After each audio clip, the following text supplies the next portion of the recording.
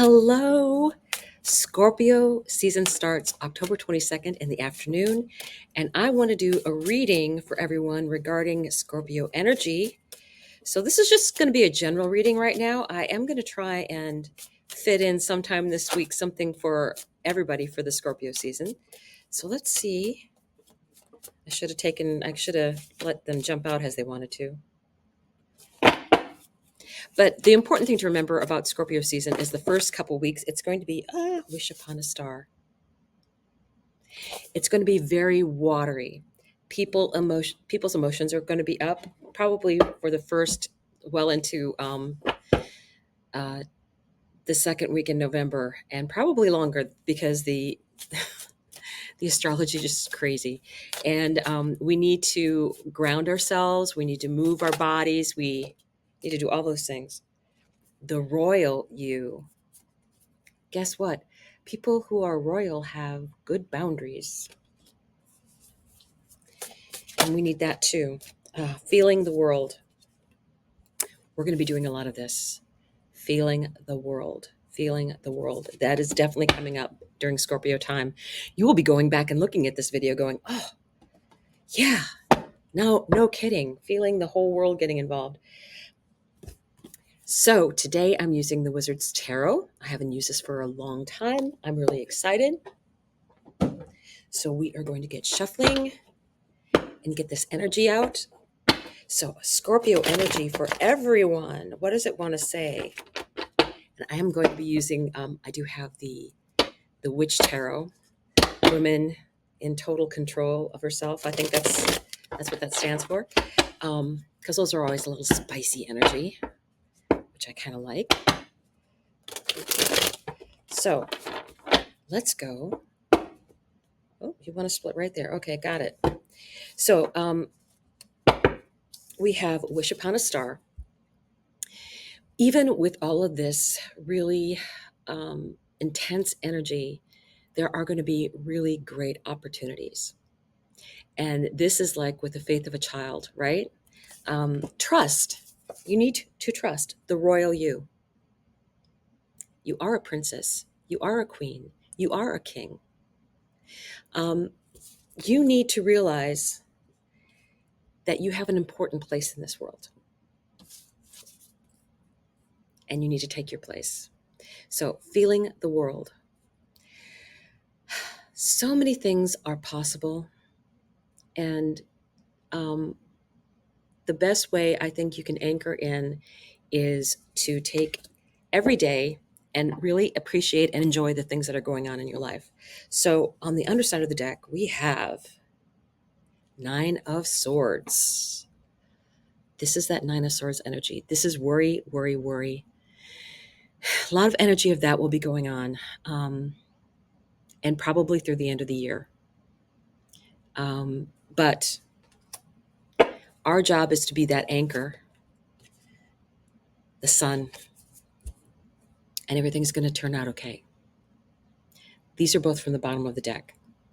Yes, we're going to be concerned, but yes, we have to trust. This is like the most positive card, right? The sun, Leo energy, but really this is the nothing is impossible card.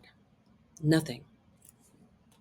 So try and get a hold of whatever fears that may be going on for you and keep moving forward. So underneath, oh, this is nice.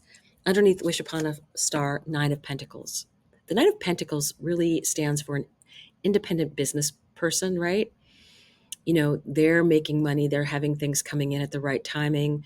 They're able to manifest things on their own. And even with working with other people, because there's going to be a lot of energy of working with other people. And again, I'm getting water, water, water, a lot of water. I don't know if we're going to be expecting more with hurricanes, tsunamis, all those kind of things. I kind of suspect, because you do have all these energies in the water sign. It's pretty big. And underneath the royal you, the Empress, the Empress, the best manifester ever, right? Things come to her, the royal you, the Empress. And look at that energy. Usually the Empress is portrayed as someone who is pregnant, meaning that, ripe possibilities, ripe fertility, very earth energy as well. She actually symbolizes Venus. Venus is her energy. So she is capable of um, great manifestation, um, but it's coming to her. It's like that feminine energy of allowing it. You're allowing positive things to happen in your life. You appreciate anything moving forward in a positive fashion, because that's part of manifesting. You have to have that right emotional intention. And this is Five of Pentacles. Now, this is feeling the world, right? Underneath feeling the world. Five of Pentacles. Doesn't this look like some kind of justice system? Doesn't this feel like someone being left out? Can I rely on them? So I am getting the sense, from now until the end of the year, that we're going to have a lot of energy of um, people needing assistance, and they may go to a higher structure. In this case, it would be the church or the law or government, in order to help them with what's going on in a devastated area. And I will tell you, although that help is greatly appreciated, the people that will be immediately there are your neighbors, your local community. Reach out to each other, work with each other. It's a good day when everybody eats, right? So it's better to have the community energy of sharing and doing things together, because truly hoarding doesn't really work. Hoarding doesn't really work. I think it's a great idea to have things on hand. I do, especially extra water per person.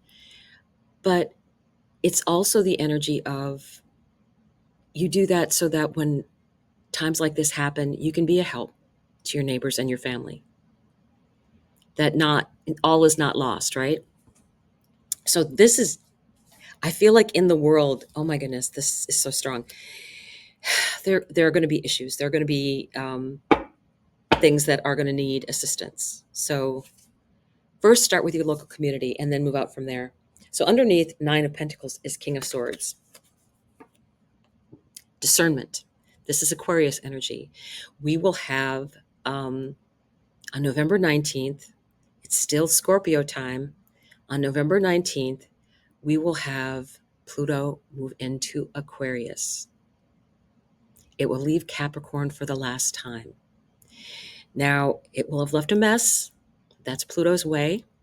And it's for us to clear away that energy of what it was torn down and completely rebuild something much, much better in its place. But it will be a mess for a while. So this is the King of Swords energy. This is discernment. This is thinking logically about the next steps. And this is underneath the Nine of Pentacles. And even with all of this energy going on, there's opportunities for people. AI is out there, and I think job statuses are going to change for people. What high school students are doing today and going to have for jobs 5 years from now, no one knows. I think it's going to change that quickly. So let's see what other energy we have. The center of the reading is Three of Wands. This is also receiving energy. This is waiting for your ship to come in. This is, you've already put out the call, and now you're waiting for the answer. But the answer is coming. Sometimes this can also be about travel. I think it's going to be required for some people to have to move. And I think it's not going to be easy, but there's going to be opportunities brought forward. And I think, again, you look to community. But this is a very, usually to me, the Three of Wands are very much about working together, strength. So let's see. That could also be a timing card. So within the next 3 weeks, I anticipate there'll be some big changes. We would be the other side of the election by then. I think other things are going to happen out in the world. I don't think it's just the election, but I think other things. And the things that happen with the election, no predictions here. The things that happen with the election are going to cascade into other areas of the world, because what happens in the United States is a big deal because it affects foreign policy. So let's take a look. Ah, the death card. I knew this Pluto energy was going to show up. Death. What are the things that have to go? Um, this is so much that Pluto energy. I really feel like it's the energy of, we've had things that have been in place um, um, for far too long that weren't meant to, that weren't for the greatest and highest good of all the people, and need to be worked on. Like the banking system, I think that had the big crash back in 2008. The banking system, the loans and the money markets, and just all of that energy of things that um, started at the beginning of Pluto going into Capricorn, and now things are finishing up with Pluto leaving Capricorn for the very last time. So Pluto is intending to make it a mess. So you know, I would rather, I know it sounds like doom and gloom, but I'd rather have you be prepared. I'd rather have you know that there are better things coming. Next spring, I'm really excited about. I'm the energy for next spring, after we get out of the Mars retrograde, after we've had to do all that personal work on ourselves and get rid of our toxic patterns from childhood that we've had, and realize how that affected us, and how we had to release those things and set good boundaries and respect ourselves and our feelings. I think those are all important things. So there's a lot of work ahead of us, especially we're going to be faced with all these things around the holidays. I've been telling people, it may be a good idea to take the immediate family um, on a little mini Christmas vacation or something, or just be very intimate and close knit. And if you are looking upon something with dread as a holiday function, don't go. Don't go. Let that be your line in the sand, that there's people that you love that are going to be there, and you will get with them at the right time, but it may not be now. So let's get this last row in here. Queen of Cups. So King of Swords and the Queen of Cups are together with the Nine of Pentacles. I like this energy. I do. And the reason I like it is because you have someone that's all logic, and someone who's all intuition, right? She does look a bit overwhelmed. I will say that about this card in this particular deck, that the Queen of Wands always to me in this deck looks like she's overwhelmed, and she's not keeping that higher connection. And that's what she needs to do. And it always surprises me that she looks like she's overwhelmed, because usually that's not the energy I get from the Queen of Cups. It's a very intuitive energy. So I think a lot of this energy for me, especially through the end of the year, there's going to be a lot of water. There's going to be flooding. There's going to be, I've had the impression for a while, water rising. I've had the impression of water rising. And I can't really explain it better than that. Just that I feel we're going to be faced with that more and more. And how that affects the world, I can't say. But there's so much energy of water at the very beginning of Scorpio. And Scorpio is deep water. And Mars is in Cancer, again, water. And then you have Neptune in Pisces and Mars in Pisces. That's a lot of water. And the sun, all of those energies are going to be trine, right? More and more water. So let's take a look here. Page of Cups. She's dealing with it. She's like, okay, the water's up to my knees. But I think that's some of the great things about children, is just like, in a lot of ways, they don't get overwhelmed by things unless we tell them that they need to be overwhelmed by things. Well, this is terrible. It is. You have to tell a child, well, this isn't really good. It's something to be dealt with. It brings changes, but the energy of being able to handle things, that's what you should be instilling. You should be instilling the energy of things happen. Things happen. There have been people that, you know, I had a friend whose grandson was in college out east, and they had no power for a long time, and the neighboring communities were taking people in, students and things, and providing for the communities that didn't have power, right? And I thought to myself, what a valuable lesson for those future leaders to be having, where they saw the benefit and the power of community and people helping each other. What a great opportunity for a lesson. So when things get bad,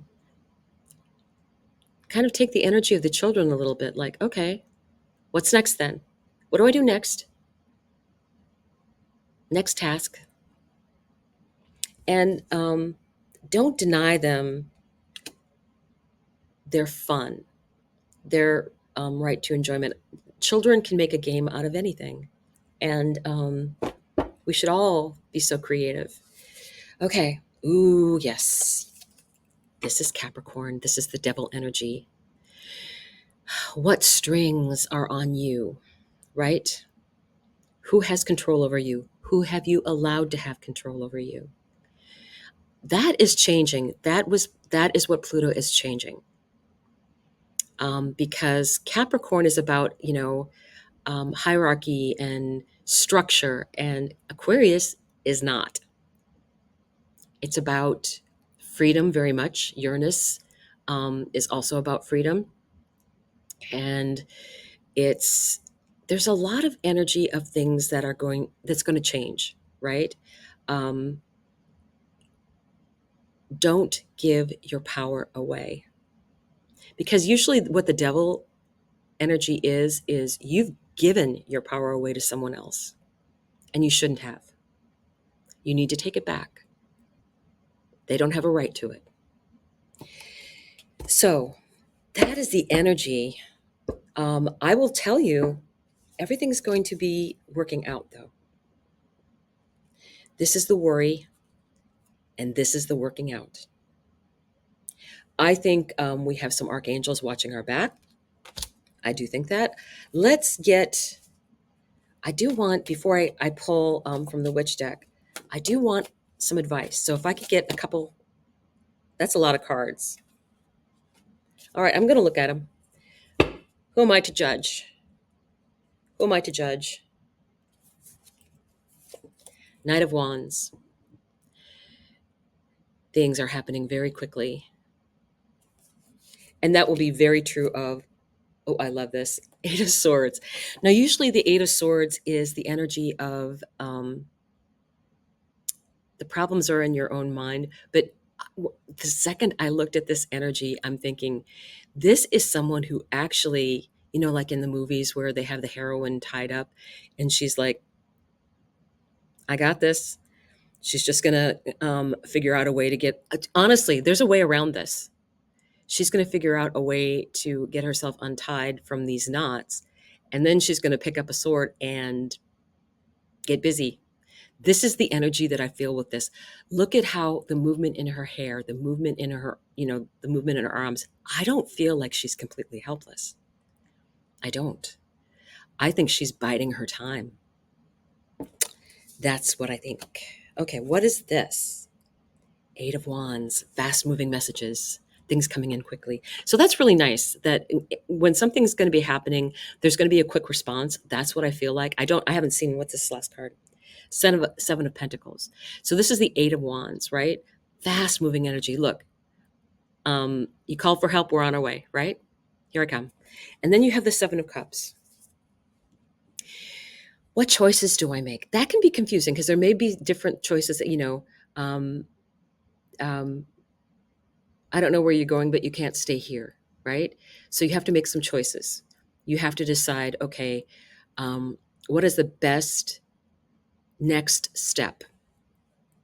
That's what I would say. What is my next best step? And don't get too far down the road because there are too many factors that are going to change. There's choices. There'll be lots of choices, and there'll be choices every day. Just take it one day at a time. It will work. It will work. So, very interesting energy. Wow. Big things coming. Big things coming. And they are going to last for a while. I anticipate Sagittarius time is really loud because there's um, Jupiter is retrograde, Mars is going to be retrograde, Mercury is going to be retrograde. Ooh, you want to come out? Okay. Oh, wow. It's the number one card. It's Witch. Wow. I always anticipate with these cards, it's something that is meant to make us stronger. Witch. And our witch wisdom. Control. No woman alive today needs a dictionary to know what control means within a toxic patriarchy. She's experienced it 1,000 different ways before she's hit puberty. It's alive in the curves of her psyche, in the expanse of her hips, in the marrow of her bones. It is domination and restraint, but in a balanced psyche and in a balanced culture, control can mean something else entirely. A witch experiences control through cooperation rather than competition. She's engaged with all the parts of her psyche in an attempt to coordinate rather than dominate. You are being asked right now to embrace all the inhabitants of your inner realm because each deserves respect and a place at the table. Even the unruly, the inconvenient, the ugly. Making a space for all under the banner of wild inclusion and giving voice to the shame, malice, and anger, as well as every other outlawed part of the psyche, is the way we create integrity, ensuring that no part of our inner realm is involved with factions, divisions, or rebellions. When your intent is to create rather than compete, you don't have to dominate. Your influence is enough. This is power with rather than power over. Invite whatever is bothering you today into the realm of inclusion and assert your authority. Thank you for watching.